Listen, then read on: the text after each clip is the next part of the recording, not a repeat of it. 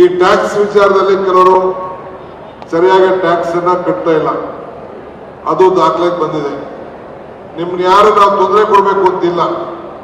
ಆದ್ರೆ ಹಿಂದೆ ಬಿಜೆಪಿ ಸರ್ಕಾರ ಇದ್ದಾಗ 2020ರಲ್ಲಿ ಅವ್ರು ನೋಡ್ಕೊಂಡಿಲ್ವ, ಅದನ್ನ ಪೆನಾಲ್ಟಿನ ಬಹಳ ದೊಡ್ಡ ಮಟ್ಟದ ಪೆನಾಲ್ಟಿ ಹಾಕ್ಬಿಟ್ಟಿದ್ರು.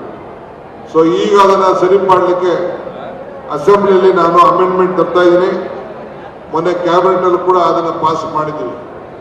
ಒನ್ ಟೈಮ್ ಮೆಜರ್, ಒಂದ್ಸತಿ ನಿಮಗೆ ಒಂದು ಅವಕಾಶವನ್ನ ಸಂಪೂರ್ಣವಾಗಿ ಕಟ್ಟಿ ಮುಂದಕ್ಕೆ ನಾವು ಬಹಳ ಸರಳ ರೀತಿಯಲ್ಲಿ ನಿಮ್ಮ ಏನು ಆಸ್ತಿ ಮೌಲ್ಯ ಏನಿದೆ, ಆಸ್ತಿ ಮೌಲ್ಯದ ಮೇಲೆಗೆ ಅದನ್ನು ಟ್ಯಾಕ್ಸ್ ಅನ್ನು ನಿಗದಿ ಮಾಡಿ ನಿಮ್ಗೆ ನಾವು ಅವಕಾಶವನ್ನು ಕೊಡ್ತೇವೆ.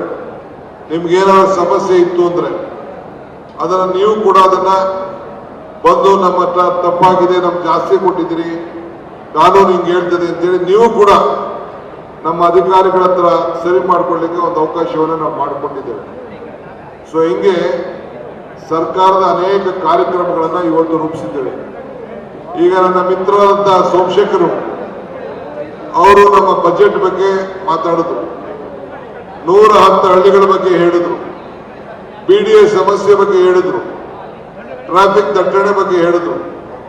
ತಾವು ಚಿಂತೆ ಮಾಡಬೇಕಾಗಿಲ್ಲ, ನನಗೆ ರಾಜರಾಜೇಶ್ವರಿನಗರ ಮತ್ತು ಯಶವಂತಪುರ 2 ಕಣ್ಣುಗಳಿದ್ದಂಗೆ ನನಗೆ ಬಹಳ ಪ್ರಮುಖವಾದಂತಹ ಕ್ಷೇತ್ರಗಳು.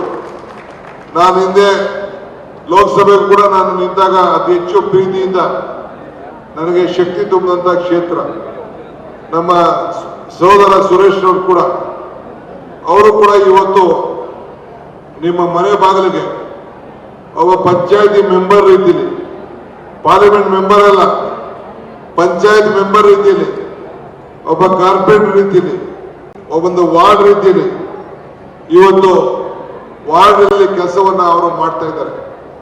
ಬಹುಶಃ ನನ್ನ 40 ವರ್ಷದ ರಾಜಕಾರಣದ ಅನುಭವದಲ್ಲಿ ನನಗಾಗ್ಲಿ, ಸೋಮಶೇಖರ್ಗಾಗ್ಲಿ, ಮುನ್ನತ್ತಾಗ್ಲಿ ಈ ರೀತಿ ರಸ್ತೆ ವಾರ್ಡ್ಗೆ ಸುತ್ತಂತ MP DK ಸುರೇಶ್ ನನ್ನ ಸೋದರ ಅಂತ ನಾನು ಹೇಳ್ತಾ ಇಲ್ಲ, ಬೇರೆ ಯಾರು ಇಲ್ಲ ಅನ್ನೋ ಮಾತನ್ನ ಈ ಸಂದರ್ಭದಲ್ಲಿ ಹೇಳಲಿಕ್ಕೆ ನಾನು ಬಯಸ್ತಾ ಇದ್ದೇನೆ.